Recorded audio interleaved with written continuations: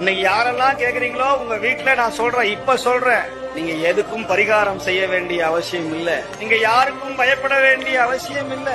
உங்க வாழ்க்கையில தோல்வியே வராது. இந்த பதிகத்தை கேட்டால் உங்க வாழ்க்கையில தோல்வி வராது, துயரம் வராது, இடர்வு வராது.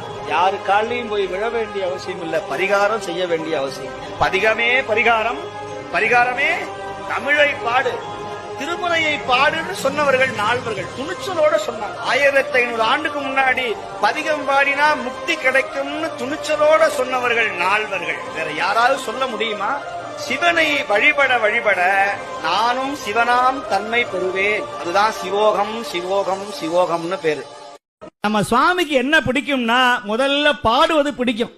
சிவபெருமான மயக்கணும்னா ஒரே வழி, அவனை போய் பாடணும், அவனை பதிகத்தை பாடணும். பண் தெரிந்தாலும் பாடணும்.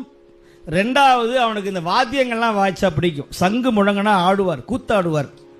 மூணாவது, அவர் அபிஷேகம் பண்ணிக்கிட்டே இருந்தால் அவர் ரொம்ப பிடிக்குமா. நாலாவது, நிறைய மலர்களை கொய்து அவன் திருவடியில சூட்டிக்கொண்டே இருந்தால் அவனுக்கு பிடிச்சிட்டே இருக்கும். ஐந்தாவது, நான் எதுவுமே பண்ண மாட்டேன்னா அவனை நினைத்து கொண்டே அழுது கொண்டு இருந்தால் அவனுக்கு பிடிக்கும். இந்த 5 வேலையும் அவனை செய்யணுமா. சுவாமிக்கு பிடிச்சது இந்த 5 வேலை.